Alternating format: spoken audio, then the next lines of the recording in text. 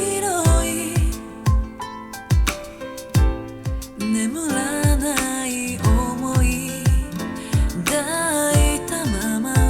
朝を待つ帰る場所があるあなたのこと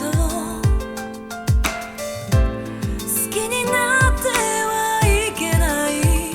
分かってた初めからどれだけの想いならば愛と呼んでいいのでしょうかこ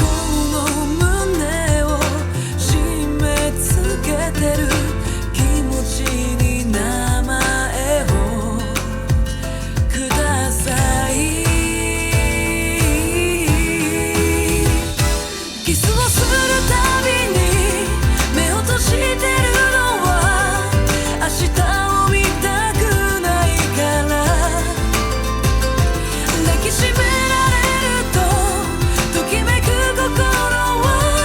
あなたをまだ信じてる声に出さないまま愛してると叫ぶ